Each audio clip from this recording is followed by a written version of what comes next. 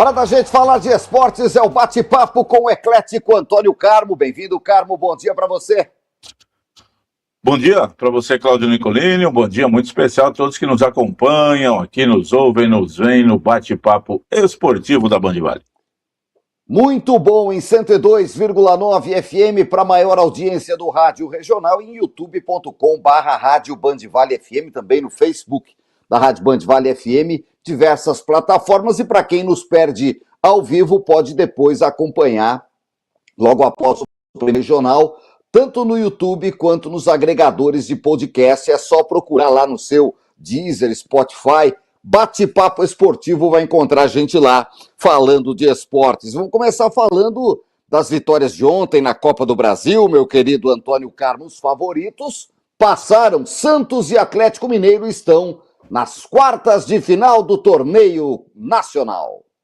Com dificuldades, mais ainda o Atlético Mineiro, né, Nicolino? O Juventude fez um jogo digno, poderia ter vencido a partida contra o Galo. Teve aquela defesa espetacular do Everson, moço de pinda, no segundo tempo, numa cabeçada, né? Queima-roupa, foi uma defesa espetacular mesmo, a defesa da Copa do Brasil até agora.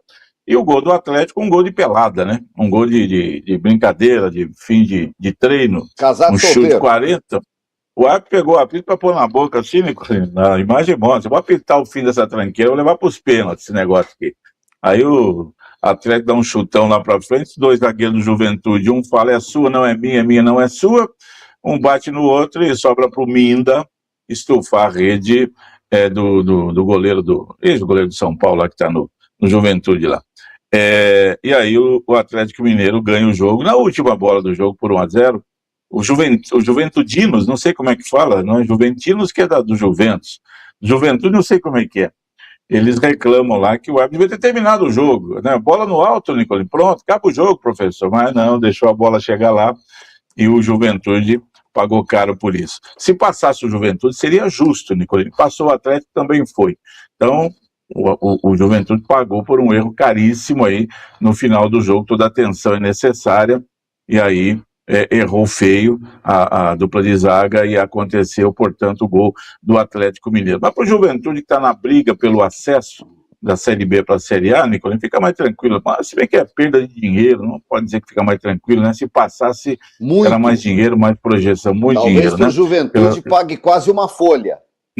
No pagamento lá do mês, aquela coisa toda. Mas o Juventude sabe que ele não tinha bola, os times menores sabem, na Copa do Brasil, podem apostar, podem aprontar, melhor dizendo, numa fase ou na outra, mas não vão chegar mais à decisão de como. O Juventude, é bom lembrar, foi campeão da Copa do Brasil em 1999, bateu o Botafogo do Bebeto, que jogava no Botafogo naquela ocasião. Juventude ganhou do Botafogo, né, 2-1 em Caxias, 0-0 no Maracanã, e o Juventude foi campeão da Copa do Brasil com o Valmir Louruz como técnico, ele que no ano seguinte, 2 anos depois, veio dirigir o São José também. Pois bem, mas não vai ter mais isso, não vai ter mais o Criciúma, não vai ter mais o Santo André, o Paulista Jundiaí, o Goiás, esses times não chegam mais na final da Copa do Brasil, porque os grandes se apoderaram da competição por conta da premiação. Antigamente não valia tanto a pena, o São Paulo no começo da Copa do Brasil até abria mão da vaga, não, deixa aí, nós não vamos jogar não, nós vamos pegar o brasileiro, temos Libertadores, temos outras coisas, hoje todo mundo quer a Copa do Brasil. Do Expressinho, bem lembrado, Expressinho do Muricy Ramalho, né? E aí, pois bem, aí dava um ritmo diferente ao campeonato. Mas para o Juventude tá bom, e o Atlético que precisava disso, né? O Atlético está chegando nos 2 últimos anos aí, finalista de Libertadores e de Sul-Americana e perdendo as 2 competições. Vamos ver agora. Mas passou com dificuldades, o que a gente tem visto aí na ruindade do futebol do Brasil. E o Santos passou pelo Remo, também teve dificuldades, né? Foi facilitado, entre aspas, pela expulsão do zagueiro do Clube do Remo, o Marlon, zagueiro experiente, né? Já jogou no Corinthians, acho que no próprio Santos, jogou lá no Rio e tal, rodou bastante. É o lance, Nicolini, que muitos remistas reclamam, era para amarelo, conforme deu o Daronco, vem o VAR chama, Remo mas... É um bando de refugo, hein? Vitor Bueno. É isso mesmo. Pikachu, São Paulo, do Santos, do Vasco. Marlon. Esse já rodou 500 times. Nossa senhora. Olha. Tem o Aleph Manga, que foi suspenso aí por aposta na loteria. Ele foi, o Bruno Henrique não, né? E aí ele foi exilado, voltou, tá jogando no Remo, outros aí também, e o Remo tem esse... É uma coisa que era muito natural antigamente, né, Nicolini? Vamos pegar aqui São José e Taubaté, eles faziam times com jogadores super rodados, veteranos ainda, quando se podia trazer esses jogadores para jogar Série A2, podia na parte financeira, porque hoje ninguém vem mais, né? Então naquele tempo você fazia times de Série A2 que tinham um cara de Série A1, eram times fortíssimos, com jogadores que poderiam jogar em qualquer time da Série A1. Bom, e hoje o Remo está assim. E a expulsão foi confirmada, aí não dá para discutir, eu não discuto mais nada, porque o árbitro pode querer fazer assim o assado, e você aceita ou não aceita, e vale do mesmo jeito. E quando teve que expulsar, ele não expulsou. Teve outro lance? O rapaz acerta com o pé a barriga do Gabigol, assim, tenta tirar a bola e erra, e acerta a barriga. Isso para mim é cartão vermelho no mundo inteiro. Eu não vi o jogo na íntegra. Finalzinho do primeiro tempo. E aí, pronto. E aí, tem essas coisas todas de arbitragem. Então, por isso que não dá mais para discutir a arbitragem, Nicolini, que ela é tão ruim, ela é tão nefasta neste momento ao futebol do Brasil, e é tão dúbia de interpretação, ora é assim, ora é assado, o mesmo lance para o mesmo árbitro, ora é de um jeito, ora é do outro. Então está muito ruim, e você sabe que a arbitragem ruim prejudica o campeonato. E como o nível técnico do nosso futebol está muito ruim, então tudo se junta ali nessa situação. E o Santos soube aproveitar no intervalo, o Cuca fez mudança, tirou os jogadores que estavam com cartões, e o Gabigol que não faz gol, que não acerta, tal, mas quando botou o Neymar no segundo tempo, saiu a jogada do gol, o gol do Rony. Nós falamos do Rony ontem, ele foi lá, o homem, também com o gol vazio daquele jeito, passa do Neymar sem goleiro, a gente fazia. O Neymar depois quase fez um gol bonito, que seria por cobertura. E o Mangueirão, hein? Pulsando, né? Você pega ele balança. Lotado. Igual o Morumbi de antigamente. Negócio assim, diferenciado. E o Remo também, Nicolini, sai de cabeça erguida. O que os clubes reclamam, poderiam ter ido um pouco mais longe, sim. O Juventude muito mais do que o Remo, né? O Juventude estava levando o jogo para os pênaltis. O Remo não. Com a expulsão do Marlon, o jogo ficou nas mãos do Santos. O Juventude foi valer, teve bola na trave, teve Brazão defendendo falta, o Remo deu trabalho para o Santos. Se você fala que merecia até uma sorte melhor, sim, pela simplicidade do time e tal, mas o Santos acabou aproveitando o momento, está entre os 8 melhores da Copa do Brasil, ganha um bom dinheiro, que é importante também lá, como você salientou ontem, para botar contas em dia, e vai agora esperar para ver o seu adversário, e segue na Sul-Americana, segue na Copa do Brasil, no Brasileirão é fazer campanha para não cair, e ver o que pode acontecer aí na sequência da temporada. E o Clube do Remo, agora, Nicolini, é focar todas as atenções nos jogos que restam aí, segundo turno do Brasileirão, para tentar fugir do rebaixamento, né? Porque é um potencial candidato, sem dúvida alguma. É isso.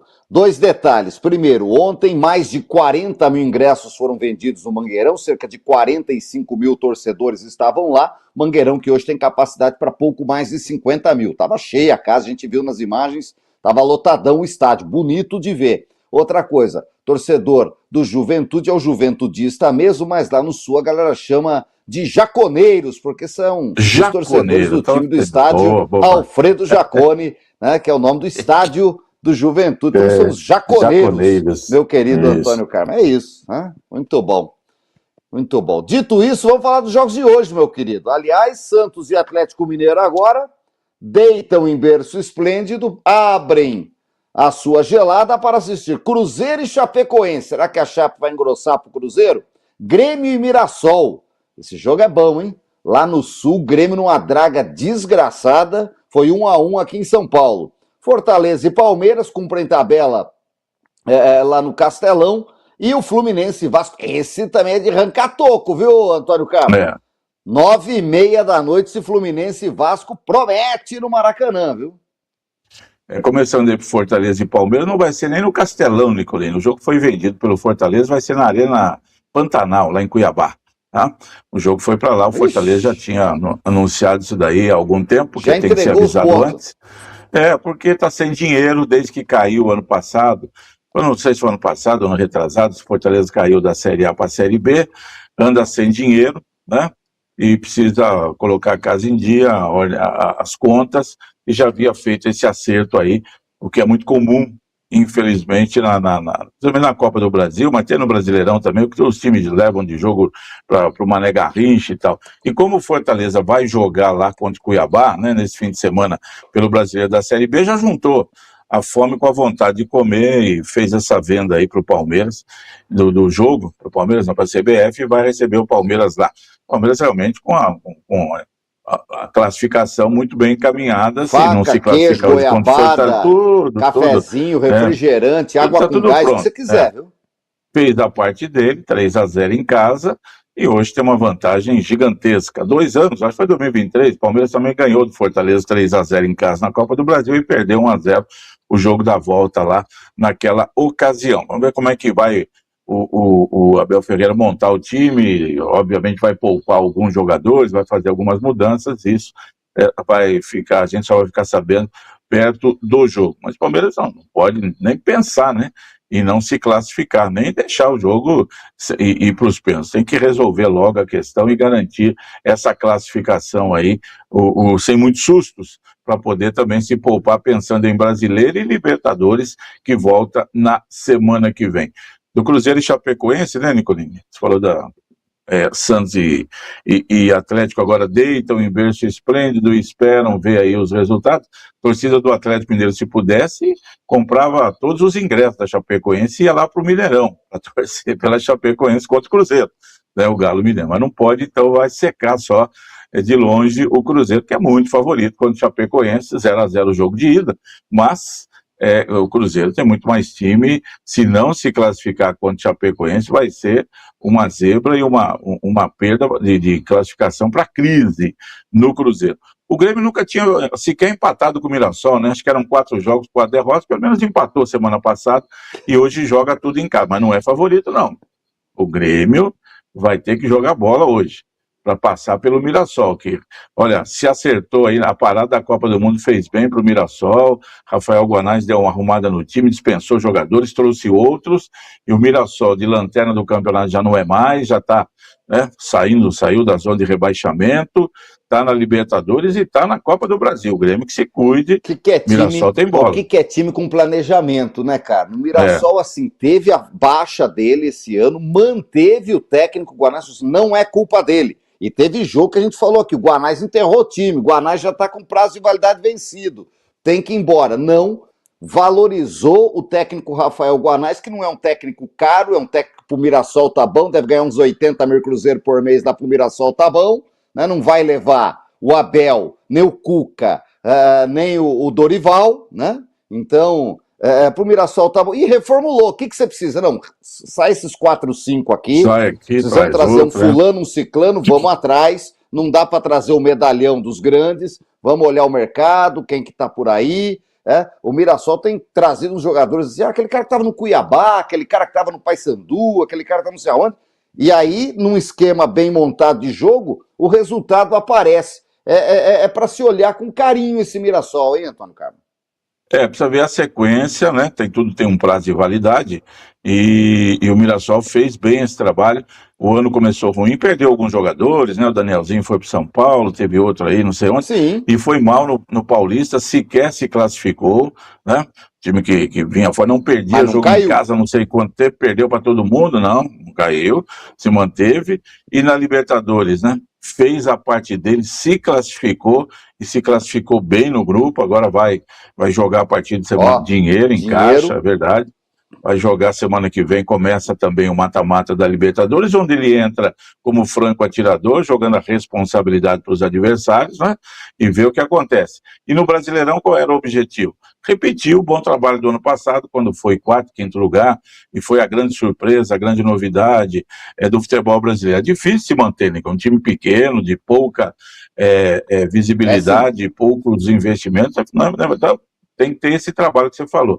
Aí a diretoria, o pessoal deve ter conversado, ó, vamos fazer diferente aí de todo mundo e vamos tentar nos reorganizar. E conseguiu, a parada na Copa do Mundo foi muito boa, o Mirassol voltou melhor, já está aí de novo numa situação boa no campeonato, e hoje não dá para duvidar não, do Mirassol chegar e conseguir essa classificação, seja no tempo normal, seja nos pênaltis, contra o Grêmio lá em Porto Alegre. O Grêmio pode passar, claro, mas vai ter que jogar bola. E o Mirassol, Nicolas, ele vai tranquilo. Não sei até quando vai durar, se vai ser um São Caetano, que ficou muito forte, assim, no futebol brasileiro, durante 3, 4, 5 anos, né? Ficou por aí a mais, aparecendo dessa maneira. Não sei qual é o prazo de validade do Mirassol, até quando vai continuar nessa batida, que por enquanto está excelente para um time do padrão do Mirassol, né? E Fluminense e Vasco, Nicolina, tirem as crianças da sala, facas e canivetes para antes e depois do amistoso, como já dizia Chico Anísio, e vamos ver o que vai acontecer. Para mim, pode dar qualquer coisa. É isso, Antônio Carlos. Vamos ficar de olho aí. Algo me diz que o Vascão pode aprontar. O Fluminense é favorito, com Hulk, Companhia Bela e tal, mas vai o Vascão lá com Mimi, Cocó, Reco-Reco, problema na diretoria, não sei o quê. E vai, Antônio Carlos. Sobre as orações e a medalhinha de Antônio Lopes, viu, Antônio Carlos? E Pai Santana também, dando a retaguarda, né? Para ver o que pode acontecer. E claro que com Roberto Dinamite de olho lá de cima, para ver, né? E Robertão com a camisa 10 aí no Vasco fazendo tantos e tantos gols. Vamos ver esse Vasco e Fluminense aí hoje. O ano passado o Vasco eliminou o Fluminense na semifinal, Nicolino, nos pênaltis, inclusive, né? Sim. E foi para a final contra o Corinthians quando perdeu. Então, é uma reedição da semifinal do ano passado, quando o Fluminense era muito favorito e acabou ganhando o primeiro jogo, perdendo o segundo e perdendo nos pênaltis. Então, vamos ver agora. É isso.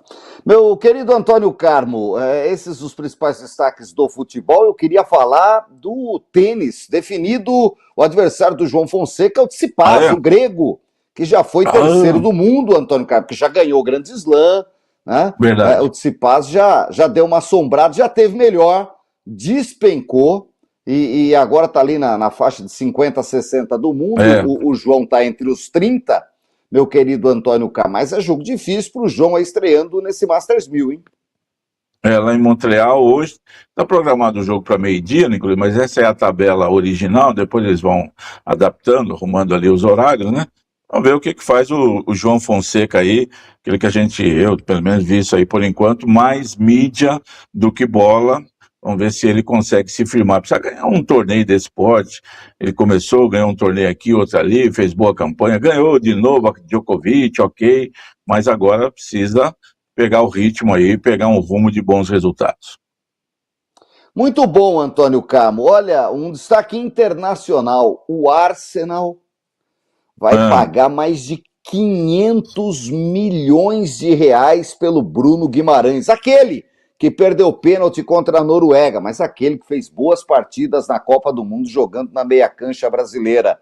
E aí, Antônio Carmo? Esse é o craque que nós temos lá na Europa hoje? Pensou? O Arsenal que quer o Vini Júnior, né? Está em negociações, que o Vini Júnior está querendo mais do que o Santiago Bernabéu para renovar com o Real Madrid. Não sei se é renovar ou se é dar uma sequência no contrato lá, e não se garante lá não. O Arsenal, né, sentiu o gostinho de novo de ser campeão inglês depois de 20 anos, foi finalista da Champions, não deu, perdeu nos pênaltis para o PSG, mas está querendo, né, ficar aí na crista da onda, portanto, tendo um time extremamente competitivo. O Nicolai é um bom jogador do nível atual que a gente tem para o futebol brasileiro, e até lá mesmo, lá na Inglaterra, ele é muito elogiado, um jogador desse aí que você viu na Copa, essas coisas aí, não tem nada de extraordinário, não chega a ser, para mim, um jogador do porte, né, de um grande meio-campista brasileiro dos bons tempos, mas está lá, nesse momento, né, ele tem esse cartaz todo aí. Mas com esse dinheiro aí, Nicolino, Santos podia contratar meia dúzia ali para jogar com o Neymar e ficava bom, hein? Mas não dá, né, tem que ser lá só. Tá bom, vai, o Neymar já tá no finalzinho pro futebol, nós não vamos discutir isso aqui, não adianta vir os haters falar que a gente é tudo viúva do Neymar aqui no Bate-Papo Esportivo. Mas vejam o domínio de bola dele ontem em cima do zagueiro do Remo e a jogada que ele faz para cruzar pro Rony, a bola só passa no único lugar que ela poderia passar. Né? Então, uma jogada. É o que ele fez. Estava mal no jogo, hein? Entrou no segundo tempo, não estava bem, né? Mas uma bola, ele dominou, limpou, levou para o fundo, cruzou. O domínio de bola dele, que vem um paralelepípedo, ele chama de você, coloca no chão, deixa o zagueiro procurando a bola lá atrás e cruza na medida pro Rony Rústico, sozinho, sem goleiro. Ufa, só assim pro Rony fazer gol. Mais fez, viu, Antônio Carlos? Só um registro, tá bom? Tá bom, para mim, vou falar sempre aqui, até que surja outro. Nos últimos 15 anos, o único jogador diferenciado surgido no futebol do Brasil. Vamos nessa, Antônio Carlos. Excelente quarta-feira para você. Vamos ficar de olho, tem jogos bons. Hoje, amanhã a gente conta tudo. Antes da gente ir embora, tem um registro, né? Que você me contava ontem à noite, Antônio Carlos, que vai acontecer essa semana aí em São José dos Campos, uma homenagem maravilhosa. Parem as máquinas. Homenagem a quem merece, Antônio Carmo. No estádio Martins Pereira, ao saudoso mestre Alberto Simões. Conte essa história pra gente aí.